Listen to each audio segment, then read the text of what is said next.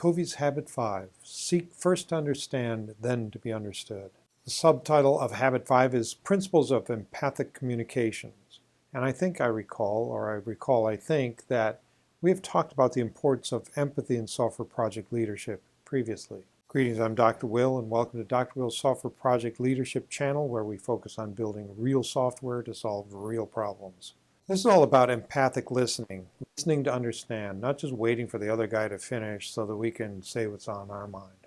I really want to create a course on listening someday. That's been on my radar for 4 years. If you have already subscribed to the channel, by the way, thank you. Appreciate that. If you'd like more content like this, then subscribe. Hit the bell below to be notified of new content. You know the drill. Also, if you're interested in a course on listening, let me know in a comment and maybe we can make that happen.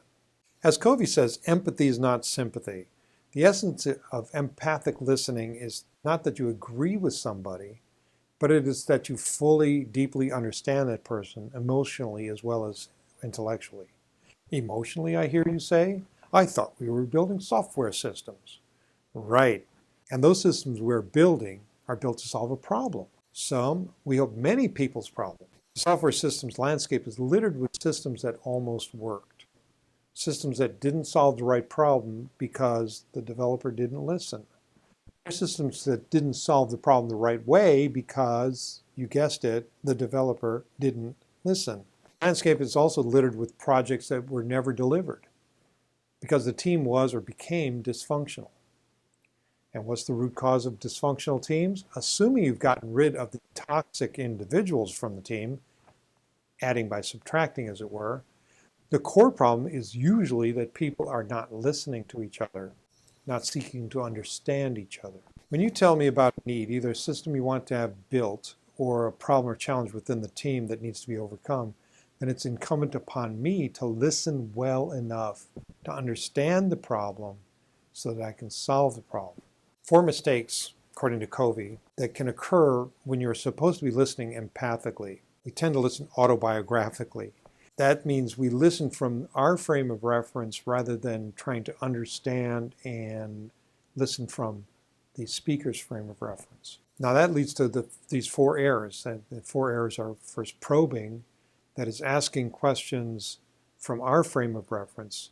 You can usually tell that's happening because if you're the speaker, you don't really understand where the person is coming from when they're asking the questions. Evaluating, that means we either agree or disagree, or we verbally agree or disagree, or we give the body language signals that we're agreeing or disagreeing with the speaker without hearing them out. Advising, which is giving counsel based on our experience, even if it's not relevant, because we want to share our experience rather than listen to what the problem is that we're trying to solve. And interpreting, which is we try to figure people out and explain their motives and behavior based on our motives and behavior, because of course those are universal, right? What we need to do is diagnose and then prescribe. You're doing it the wrong way around, kind of what you wouldn't expect a doctor to do, right? Prescribe, then ignore. Anyways, the idea here is to avoid the cognitive bias inherent in what's called the law of the instrument, which is Abraham Maslow wrote in 1966, and I quote, "If the only tool you have is a hammer, it is tempting to treat everything as if it were a nail," close quote. And I think we have talked about that before as well. Once all of this has been accomplished and we have made some progress understanding the speaker's point of view and their problem, then we can seek to be understood. The ancient Greeks arranged rhetoric, which is speaking well, into 3 facets.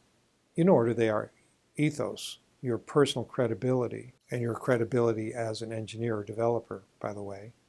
Pathos, which is your empathy for the audience. And finally, the logos, which is the logical reason part of your argument. Notice that comes last. Engineers and developers often forget that convincing the user of their solution is a rhetorical and necessary process. This channel is dedicated to helping software projects succeed, not just in the short term, but in the long. So if you'd like more content like this, then be sure to subscribe, hit the bell to be notified when more content becomes available. Also, if you have any questions, put them in the comment. We'll be happy to answer them. And if you are interested in a course on listening or any other course on software development, let us know in the comments. I hope you have a great day and a great week ahead. Y'all be careful out there. I'll be seeing you. Bye.